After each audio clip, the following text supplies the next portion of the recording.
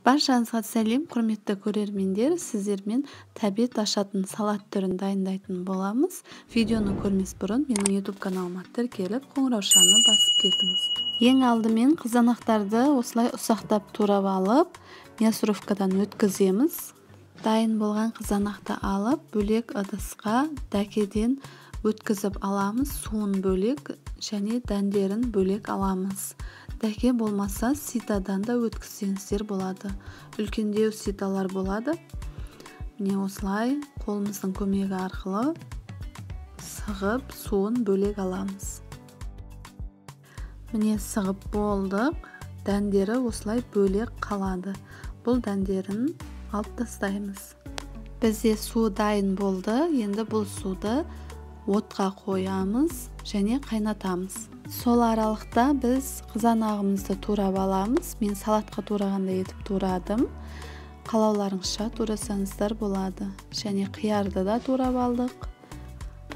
Пиязды да тамаққа қосатындай етіп турап аламыз. Келесі бізде болгар бұрышы. Болгар бұрышы қызыл болса тіпті жақсы. Көрінгенде көрінсе әдемі болады. Және сұйық май құямыз. Бүтін қара бұрыштан қосамыз. Міне осындай дәміне қарай қоссаңыздар болады. Және тұз қосамыз.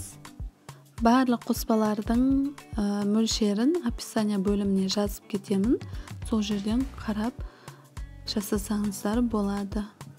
Және осындай бір бума укроп және петрушка араласқанын қостым. Укроптың өзін ғана қоссаңыздар да болады.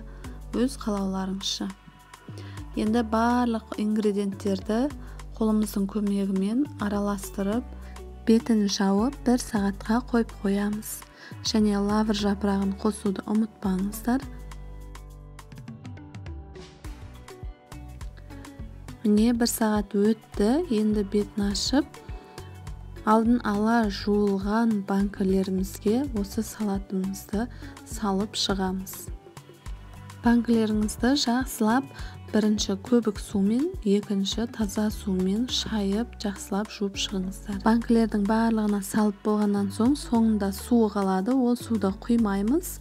Ол суды алып, жаңағы соғы бар ғой, газге қойған согына құйып, жарты сағаттай қайнатып аламыз. Міне бізде согымыз қайнады. Енді барлығына құйып шығамыз.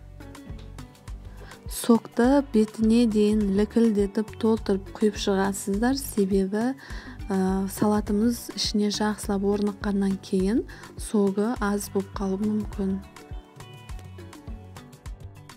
Міне біз согын құйып жатырмыз. Алдын ала қайнаған суға крышкаларымызды салып қоямыз. Енді бетін жауып, міне қайнап тұрған кастрөлкедегі суға сүлгіні осылай төсейміз. Ол сүлгі банкілеріміз қайнаған уақытта тарсылдап кетпеу үшін төселеді.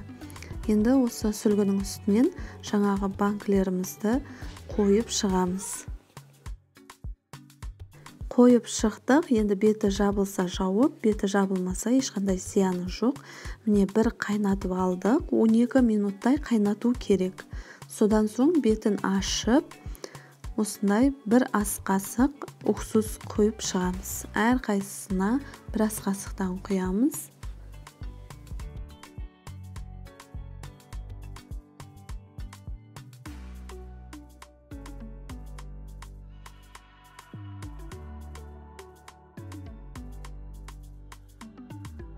Міне бізде жазғы салатымыз дайын болды. Енді закрывашкамен жауып шығамыз. Осы жазғы салатқа қосылатын қоспалардың мөлшерін описание бөліміне жазып кетемін. Жауып болғаннан соң осылай айналдырып, су ақпайтынына көз жеткізіп алыңыздар. Сіздер де жасап көріңіздер, ұнайтынына сенімдімін. Сіздермен бірге болған Жансая ас болсын.